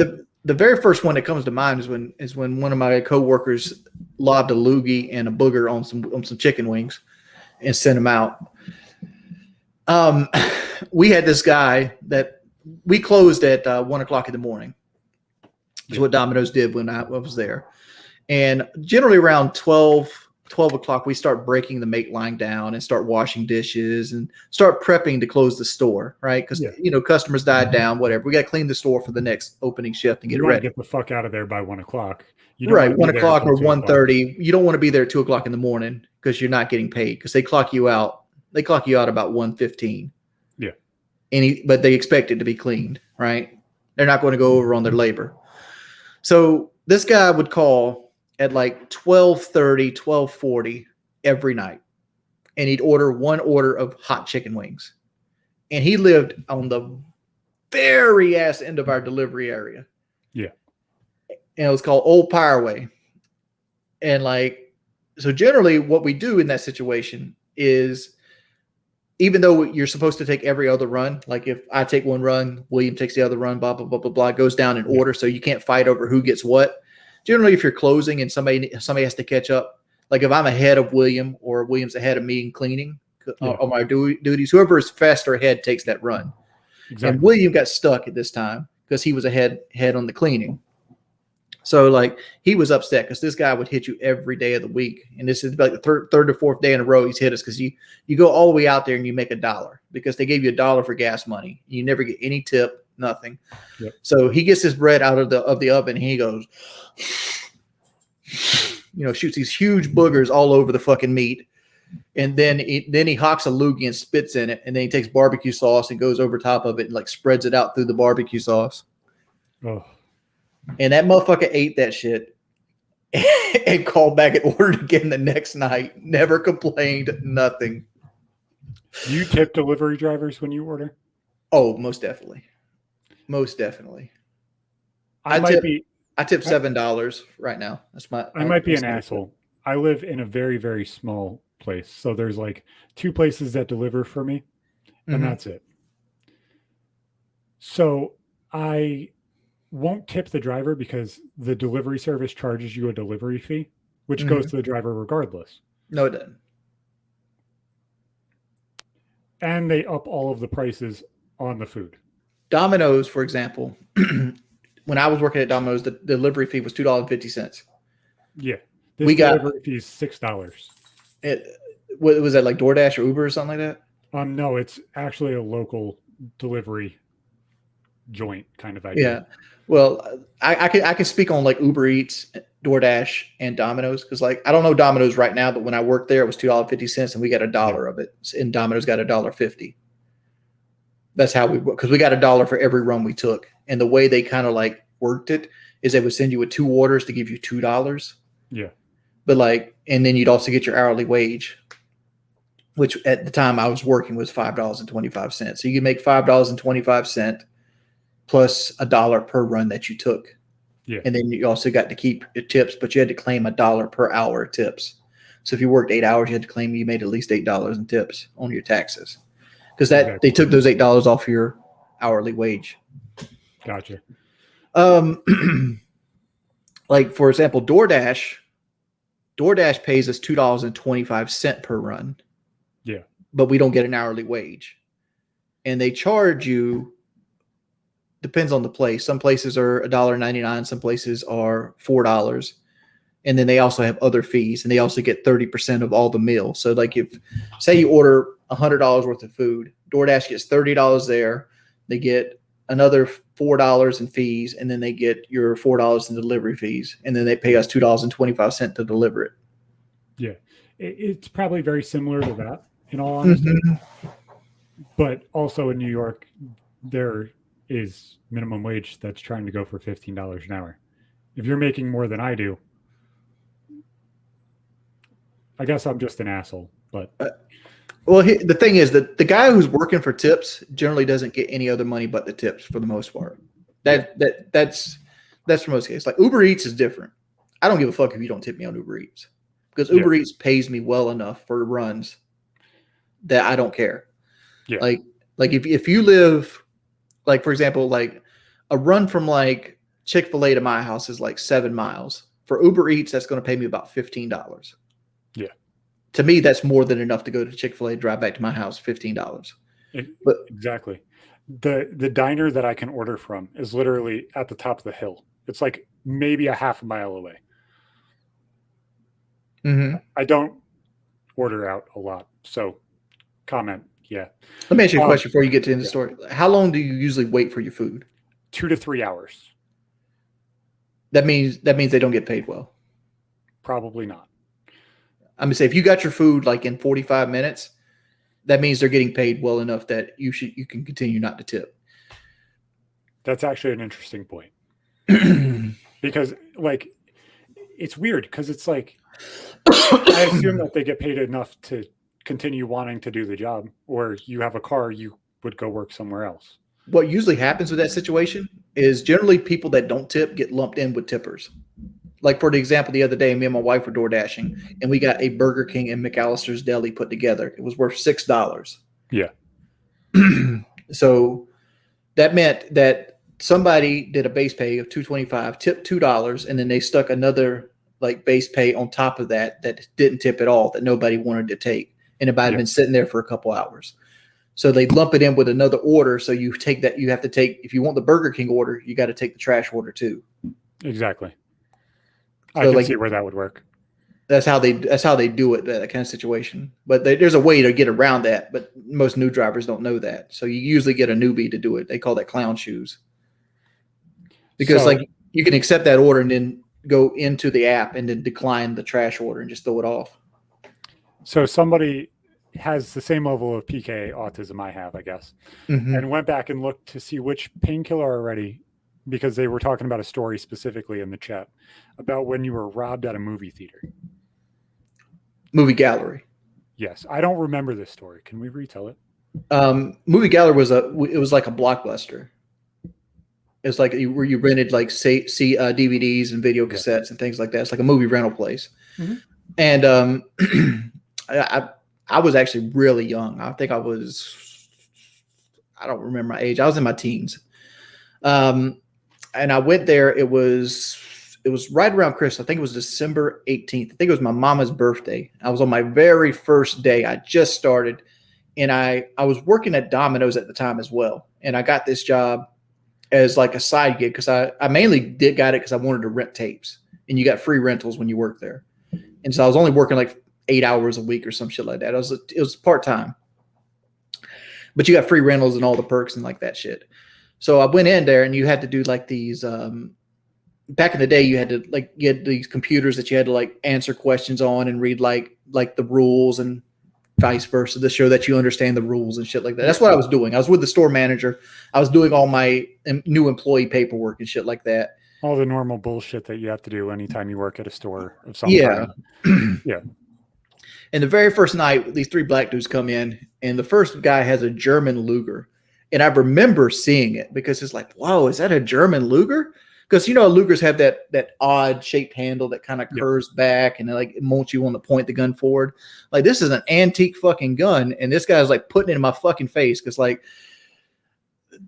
the way that the store was like wasn't facing the road. It was actually sitting on the side of the road, so you see the side of the building, and it faced like an auxiliary road. Yeah, not an alleyway. It was like it was the actual road, but it was like a road that cut through to another road. Gotcha. And when you were actually sitting at the top front counter, your back was actually to the parking lot, so you couldn't see anybody come in and out when you were checking people in and out of the store. It's a very bad design. Yeah.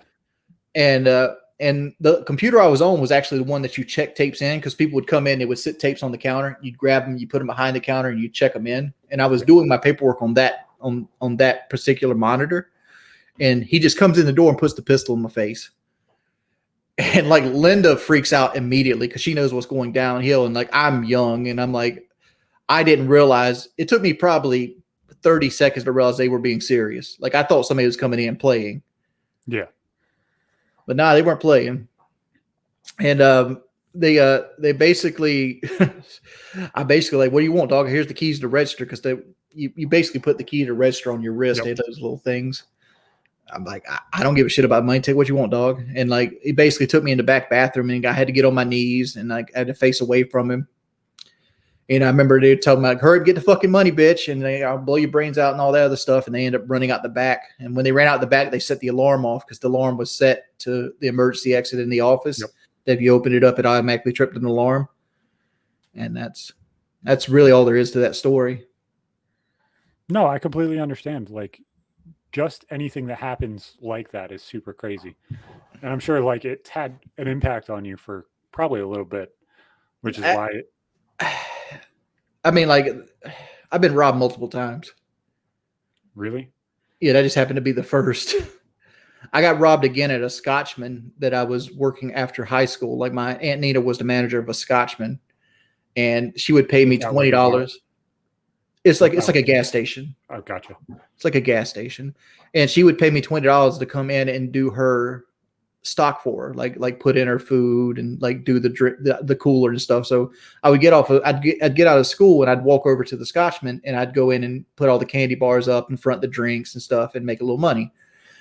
And well, I was in the freezer at the time, and a guy comes in and he's got a fucking gun, and he's doing the same shit. And like, I just stayed in the freezer that whole time. I didn't come out.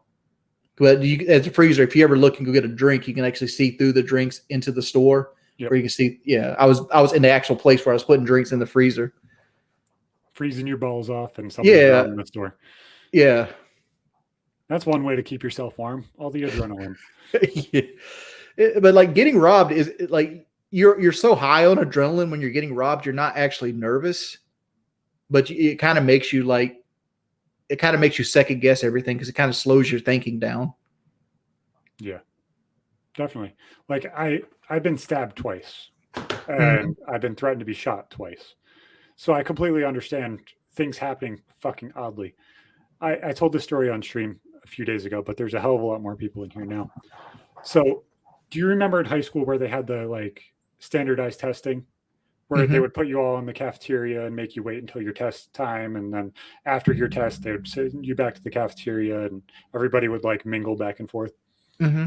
Well, this kid Garrett came up on me and started pushing me. He's like, you're talking shit. Now, I had never fucking talked to this kid. I thought he was autistic, honestly. Just didn't like the kid. He seemed like an autistic farmer, and it was just bad. So he walks up on me and starts pushing me. And I guess at some point, one of the pushes or one of the swings, he cut the back of my wrist with a razor blade.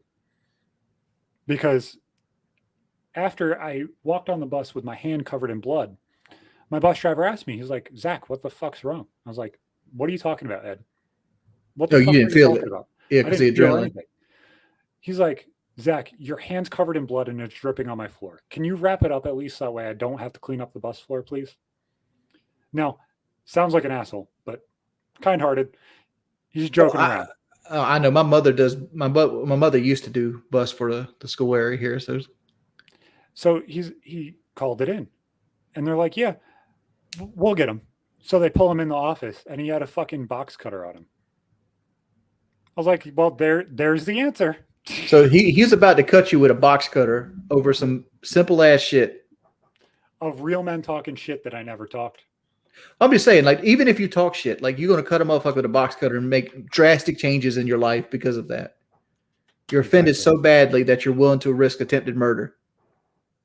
Exactly. It makes no fucking sense. I never even swung at the kid, which is the funnier part. I got cut. Never swung at the kid. Well, at least you used a razor blade. Like, if it was like a dull knife, it'd been way worse. Yeah. Like, razor blade's quick and it's got a nice clean cut. I know I'm advocating, like, well, at least he used a good tool to cut you. I'm sitting here watching the PKA autists. They're like, can you ask Wings about this story? It's in PKA 5. Didn't Lefty say some autistic kid threatened him with a box cutter and he slammed the guy's head into a desk? It's around. No, that was actually my brother. I think they're talking about my brother's story. It's really funny because I'm just watching them click in and I'm like, I remember that story. I remember that story. That story makes sense.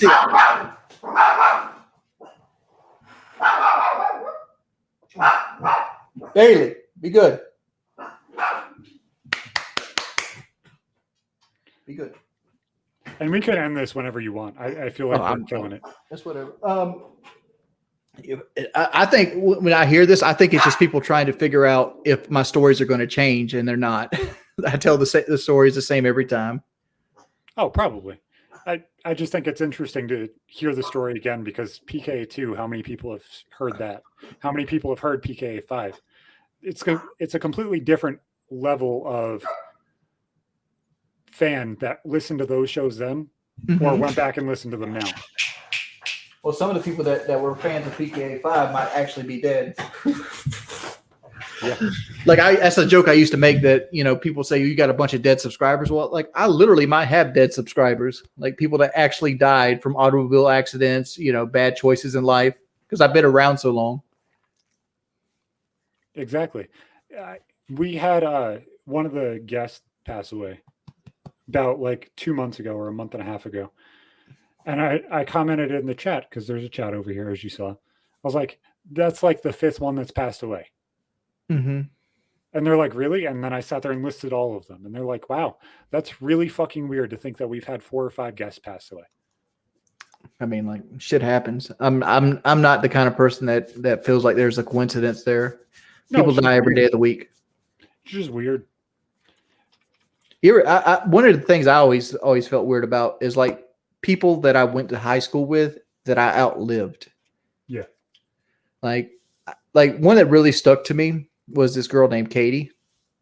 She was actually a personal trainer as her job. Like that, she her whole job was like getting people in shape and stuff like that. And she got hit with a car and killed in a car accident. Yeah. And it's like, man, life's fucked up. Yeah.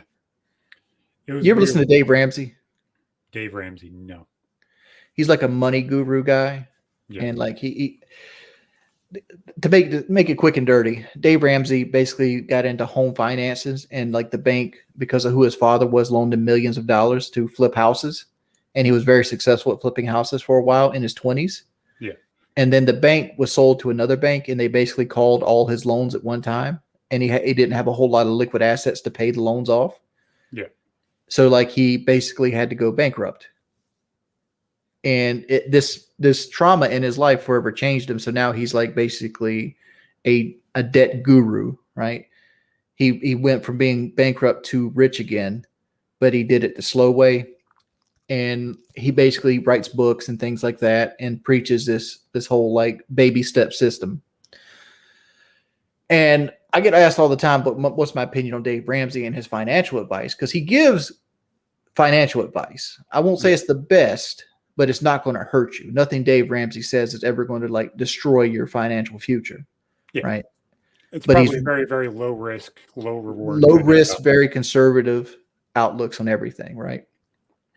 And what Dave Ramsey never, because he tells you never to buy a new car, never get anything on credit. Don't have a credit card.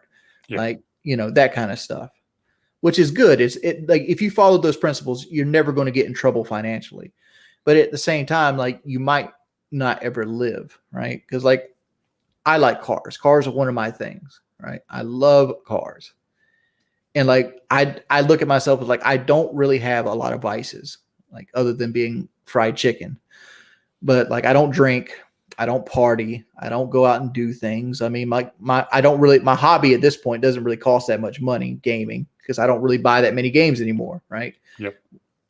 But so I don't have a whole lot of like stuff. So like what I splurge on is my personal vehicle, right? Yeah. So I have a relatively new truck and stuff like that. And to me, like Dave Ramsey never takes into effect that life is not guaranteed. Like he automatically looks at life as like you're going to make it to retirement every time. And like I can easily say that I'm a great candidate to never make it to retirement. I've mistreated my body so many years for so long. I did manual labor in my youth. I fell off a melter and cracked 2 vertebrae in my back. Then I went into YouTube and I ballooned up to 500 pounds and I could barely fucking walk. And then I went and had weight loss surgery and cut out parts of my intestine and stomach. And then I came back and put more weight on after that. Well, I'm not back up to 500 pounds, but I'm not where I should be in the weight loss surgery. So like the chances I'm going to live to like my 80s and 90s is slim. And like my retirement age right now is like 73. Like that's where I'm projected to get like Social Security at. Yeah. I'm not going to live to 73 most likely. It could happen. I think my father's almost there. But like I haven't even hit like the big problems that come in my line, which is like cancer and lymphedema. Like, and those are like problems I have to deal with later on in life. I'm like not saying this to be a douchebag, but also then you have diabetes and that kind of stuff too. I'm nowhere close to diabetic. Like even when I was 500 pounds, I wasn't even a pre-diabetic. I have the genes for it. I'm just like not trying to be sarcastic, but also trying to be completely blunt of like, there's this possibility as well. And like, nobody wants that shit. Right. I thought I was a type 2 diabetic going into the surgery, but they said, no, you're not even close. It's fucking awesome. Yeah. You know, like no other way to say it. You bit the bullet there. Yeah. But like, there's all kinds of things that can go wrong. Right. Yeah. And like, and I don't think Dave Ramsey takes that into account. I don't even know how we got on the subject, but like, I don't think he takes that into account with his advice. Is that sometimes you got to live, like you got to take risk. If you don't take risk, you don't live life. Yeah. And like, I just went out and I bought a 2018 Dodge Durango. Mm-hmm. Fucking love the car. Yeah. It's nice. It's a nice car. Would you get the Hemi? Yeah. 5.7? I got the RT 5.7. It's complete blacked out edition. It's fucking beautiful car. The only thing I hate about Dodges is I hate that there's that black ring around their Apple CarPlay. Like it sits in a box. You know what I'm talking about? Mine doesn't. Yours doesn't? No, it's the screen, and then the screen is inside the not the headrest, but the dashboard. No, I was talking about like I have a picture I can show you on Twitter. So I had a Challenger that I hit a truck with my deer. I hit a deer with my truck, and they gave me a road track Challenger. That was like I don't know what year it was, but like the CarPlay, they had like an interface, and then inside the interface, the CarPlay sat in. Yeah, so mine doesn't do that. Mine takes the entire screen. Yeah, that's nice. Like a lot of the Dodges I get into, they like sit inside of another window, and I never liked that about their interface. Mine takes over the entire screen, and it's like using my iPhone on my CarPlay. And it's nice having a new car, right? It's nice knowing that you can get in your car and depend on the crank every time. Yep. You know, and like it has cool air conditioning. It's comfortable. You feel safe in it. It's a great feeling. And like, exactly. And I always justify it. I find myself justifying my car payment because I don't have a house payment. Yeah. Right. And I'm like, I know dudes that pay what my car payment is just to have a room in somebody else's house. Yep. Like they rent one room and share a bathroom, and they're paying more than I pay for my car note.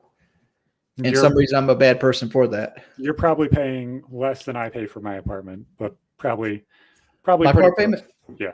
My car payment is $524. You're paying just less. I pay $700 for a 3-bedroom apartment. Yeah. I pay $524 a month for my truck, and I make double payments though. Yeah.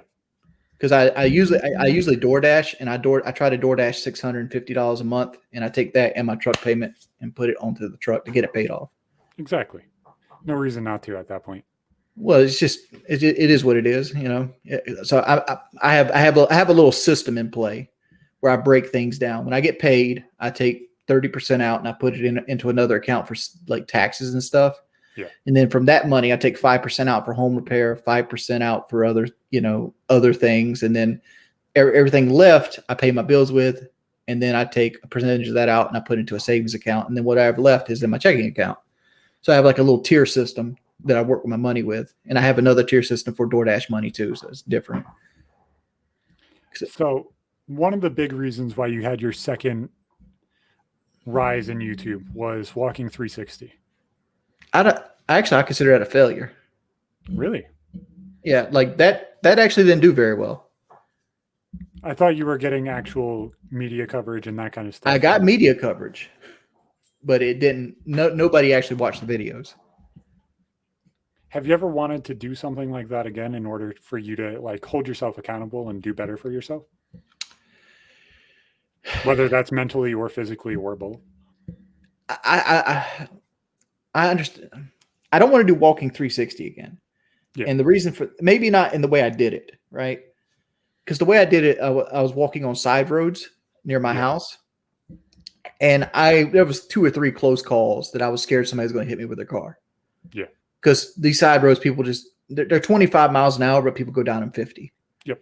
And if you're listening to music and you got your head down and you're just thinking about stuff and somebody blows by you at 50 miles an hour, it doesn't feel good. It doesn't feel good at all.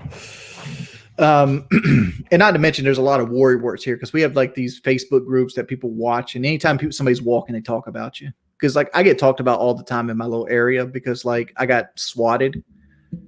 And like there's like this little store at the end of my road, and like every time I walk in, like you see people just whispering about each other because like they're all think that I got swatted because I'm a drug dealer or something. Yeah. And they have no idea what the fuck YouTube is. They probably never even seen a computer. Yeah. Because I got confronted during Walking 365 and I didn't put it on screen, but like somebody confronted me because they thought I was spotting people to break in houses. Like I was walking down the road, spotting houses for somebody to come in and break in. Yeah. You know, people be that way. but I feel like my main problem isn't so much exercise, because like there's been multiple instances where like I've done the exercise, like I had Drew training me and things like that, and I can deal with exercising. My problem is in the kitchen. Yeah. I need more willpower in the kitchen. Instead of having like fucking Popeyes or something like that for dinner, I should be having like a broccoli stir fry and with like a glass of water and like kind of treat my body better than it is. But like to me, food's a guilty pleasure. Yeah. And it's like, it's going to kill me. And that's another reason why I don't feel like I'm going to make it to retirement. It's because I'll eat myself to death. What happened to Drew? Drew, I don't want to get too far into it because I don't want his business out there. Drew. The only reason I ask is because he seemed like a very, very positive person. Drew is a very positive, very great influence. He's an awesome friend, but Drew struggles with like his interpersonal relationships. Gotcha. Like with females and stuff. Yeah. And he has a lot of baby mama drama, and that sometimes takes away a lot of his time. Gotcha. Completely understand. Yeah, and I don't want to throw all his business out there, but like, sometimes life gets in the way. Like, it doesn't make him a bad person. Yeah. It just means he's busy. Yeah. There's a lot of people that are fucking busy. That's why I ask, is like, he seemed like such a positive influence on you for such a long time that it was awesome to see the positive increase in what you were doing. You were uploading on YouTube. You were actually interacting. You were doing the things that you needed to do. And then all of a sudden he disappeared. I mean, it is what it is, but like Drew is a great person. And like, if I needed Drew right now, I could call him right now. And he'd like say, if I needed him to come over tonight, I could probably get him to come over tonight. He's that kind of guy. Yeah. He's what you call a ride or die. Definitely. He seemed like a very, very positive guy for you.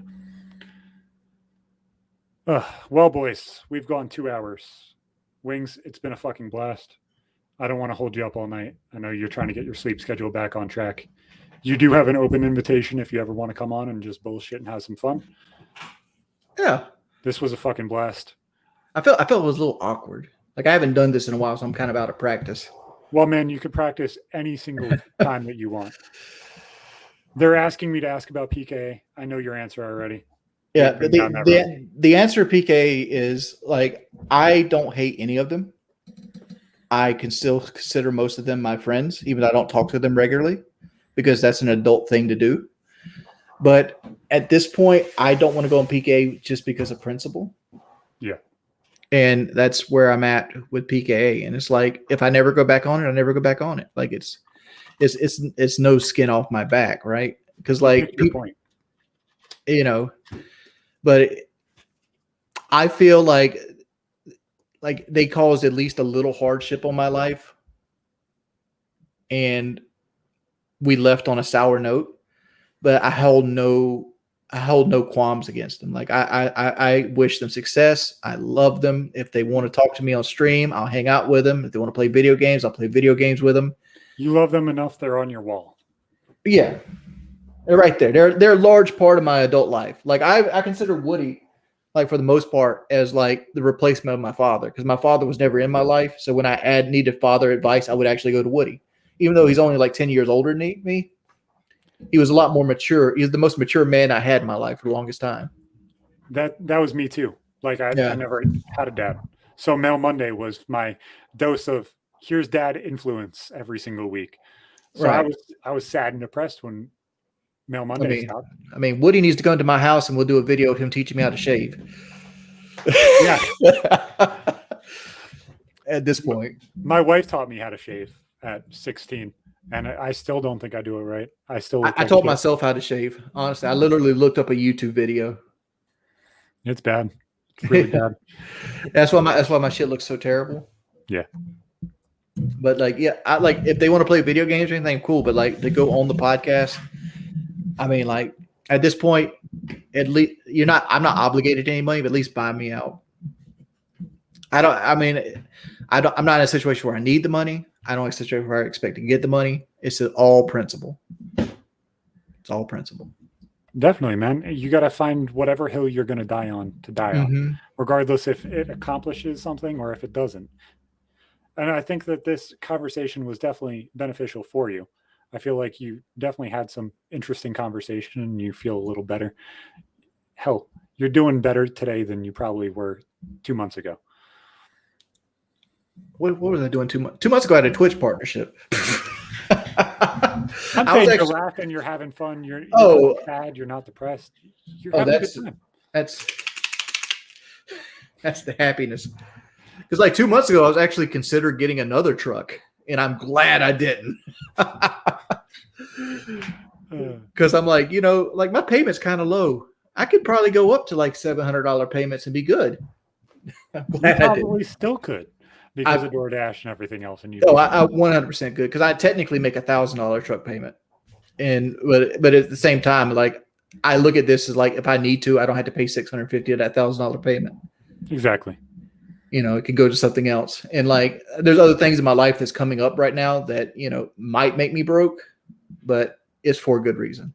Exactly, and that's all that fucking matters. Because in the grand scheme of things, you can't get buried with cash. Right. You get buried with cash, but you don't get buried with it. Yeah, life's about who you love and how much you love them. None of the other shit matters. Exactly. So I just saw this, and we'll end it off with this. Will you ever do a podcast again where you're the host? I hope so.